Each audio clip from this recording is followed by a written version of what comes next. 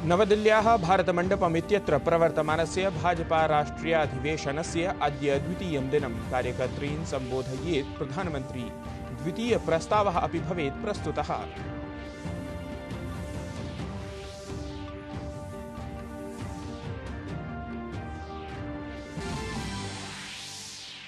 कृषकाणां प्रशासनस्य च मिथः अद्य भवेत् चतुर्थचक्रीया वार्ता। हरियाणा राज्यस्य 7 जनपदेषु 19 दिनाङ्कं यावत् अन्तर्जालसेवा बाधिता। आन्दोलनकारणेन सीमासु सामान्यजनाः सम्मुखीकुर्वन्ति समस्याः। सन्देशखाली हिंसा प्रकरणे शिबू हाजरा इत्येषः निगडितः। दुष्कर्म प्राथमिक्याः पञ्जीयनस्य अनन्तरं टीएमसी नेतारं विरुध्य कार्याचरणम्। शिबू हाजरा सहितम् अधुना पर्यन्तम् 18 जनाः निगडिताः। क्षेत्रे जनानां प्रवेशः प्रतिबद्धः।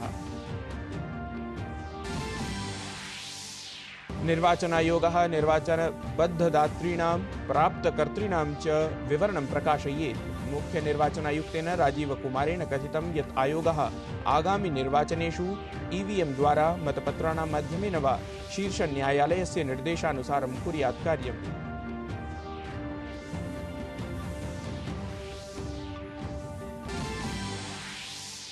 राजकोट इत्यत्र यशस्वी जायसवाल इत्यनेन अर्जिताः शताधिकाः धावनाङ्काः। तृतीयदिवसीयक्रीडायाः समापने भारतेन द्वितीयपाल्यां समर्जिताः 96 धावनाङ्काः। भारतीयं दलं दृढस्थित्याम्।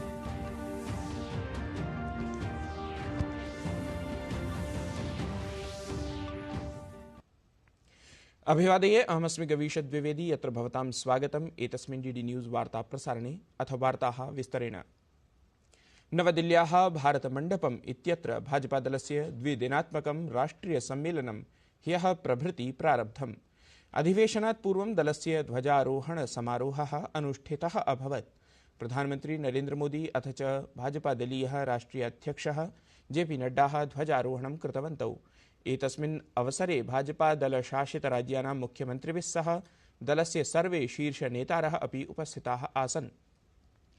स्वसम्बोधने दलस्य अध्यक्षः जेपी नड्डा इत्यसौ अत्र उक्तवान् यत् विगत 10 वर्षेषु अस्माभिः अनेकोपलब्धयः अर्जिताः इति।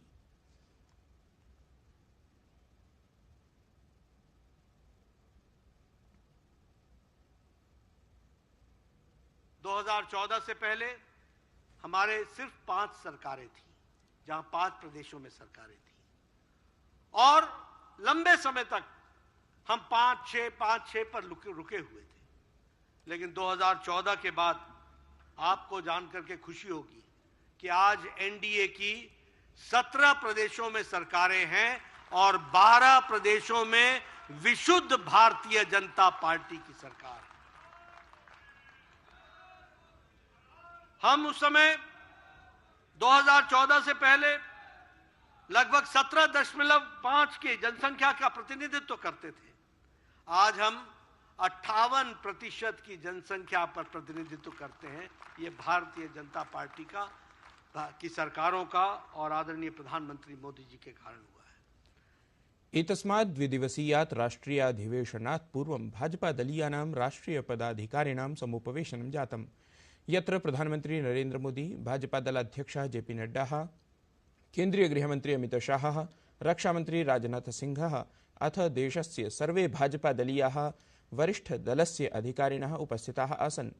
समुपवेशने तावत् कार्यकर्तारः आहूतं गताः यत् ते एतस्मिन् क्रमे दलाय 70+ आसनेषु जयं प्रापयन्तु अथ डॉ श्यामा प्रसाद मुखर्जी इत्यस्य बलिदानं संस्मर्य तस्मै श्रद्धांजलिम् अभ्यर्पयन्तु इति। आदरणीय प्रधानमंत्री नरेंद्र मोदी जी ने सबसे महत्वपूर्ण बात ये कही कि भाजपा 370 और एनडीए 400 पार। इसमें भाजपा 370 ये मात्र आंकड़ा नहीं है, तो इस चुनाव में भाजपा का कार्यकर्ता 370 सीटें जीतकर डॉक्टर श्यामा प्रसाद मुखर्जी जी ने जो बलिदान दिया था डॉक्टर मुखर्जी जी को ये 370 सीटें जीतकर भारतीय जनता पार्टी का हर कार्यकर्ता श्रद्धांजलि अर्पित करेगा।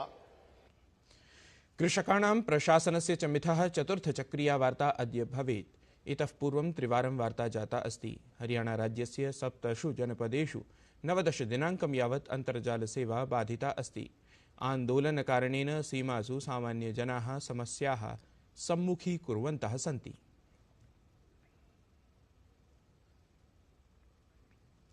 लोकसभा निर्वाचनस्य घोषणायाः पूर्वमेव राष्ट्रिय जनतान्त्रिक संघटनस्य सहयोगिनां संख्या वर्धमाना अस्ति। जयंत चौधरी इत्यस्य नेतृत्वे राष्ट्रिय लोकतान्त्रिकदलं राष्ट्रिय जनतान्त्रिक संघटने सम्मिलति। अपरत्र अधुना टीडीपी इति दलं दक्षिणवर्ति राज्येषु पुनः भाजपादलेन सह संयुत्यै प्रवर्धेत इति अनुमीयते। अचिराद् एव चन्द्रबाबू नायडुः राष्ट्रिय जनतान्त्रिक संघटनस्य भागः भवितुम् अर्हति। सः पूर्वमपि अत्र सहयोगिरूपेण कार्यं कृतवान् एव इति सुविदितमेव।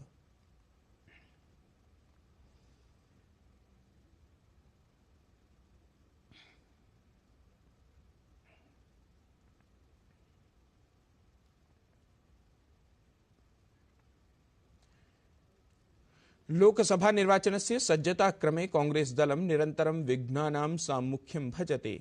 मध्यप्रदेशस्य पूर्व मुख्यमंत्री कमलनाथः तस्य पुत्रः सांसदः च नकुलनाथः शीघ्रमेव भाजपादले सम्मिलितुं शक्नुतः। कमलनाथस्य पुत्रः कांग्रेस सांसदः च नकुलनाथः एक्स इति सामाजिकान्तर्जालपटले स्वलेखातः कांग्रेस दलस्य परिचितिचिह्नम् अपसारितवान् अस्ति।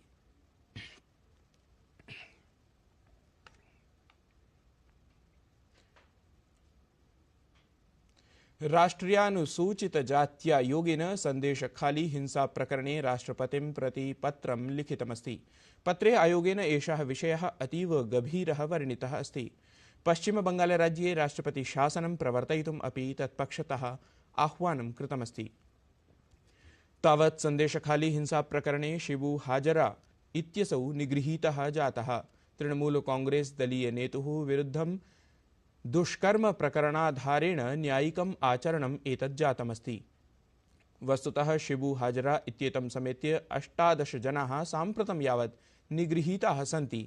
एतस्मिन् च क्षेत्रे बहिस्थाः जनाः प्रवेशार्थम् अपि निषिद्धाः कृताः।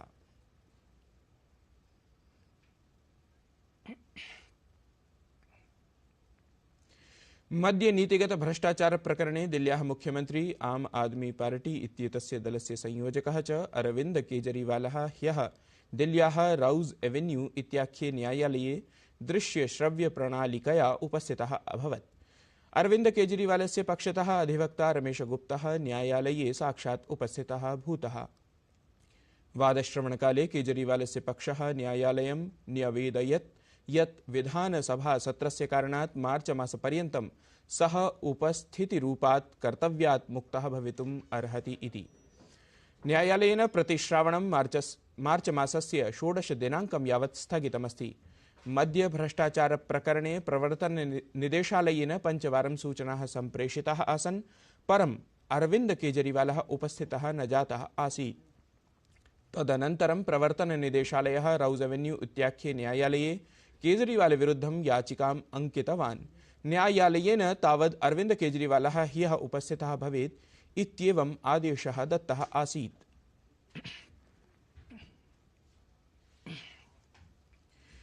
दिल्ल्याः प्राक्तनः उपमुख्यमंत्री मनीष सिसोदियाः आपदलीयः सांसदः संजय सिंहः च मद्य नीतिगत भ्रष्टाचार प्रकरणे श्रान्तिं न प्राप्तवन्तौ। ह्यः राउज एवेन्यू इत्याख्ये न्यायालये उभौ प्रस्तुतौ आस्ताम्। द्वयोः न्यायिकं निग्रहणं वादश्रवणात् परं मार्च मासस्य 2 दिनाङ्कं यावत् अग्रे सारितमस्ति। अवधेयम् एतद् यद् उभयोः न्यायिकं निग्रहणं ह्यः एव समाप्यमानम् आसीत् इति।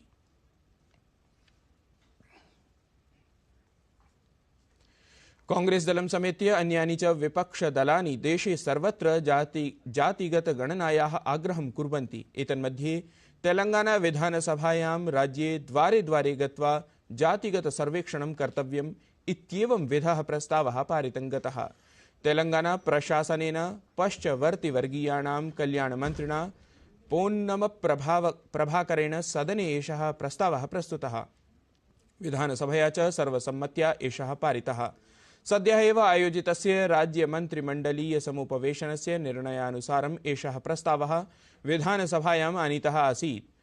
पोन्नम प्रभाकरः अवदत् यत् जनगणनायाः उद्देश्यं तेलंगाना राज्यस्य वास्तविकतायाः बहिरानयनम् अस्ति। एतस्य आधारेण च पश्चवर्तिवर्गस्य विकासाय प्रशासनं कल्याणकारी कार्यक्रमान् आरभेत।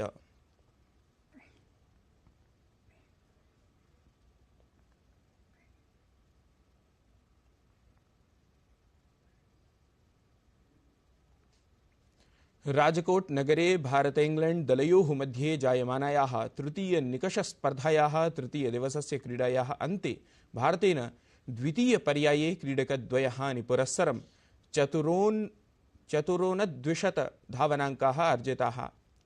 एवं भारतीयदलेन इंग्लैंड दलविरुद्धं 22+ धावनाङ्कानाम् अग्रता प्राप्ता अस्ति। यशस्वी जायसवालः एतस्यामपि निकषस्पर्धायां शतकं समर्जितवान् इति।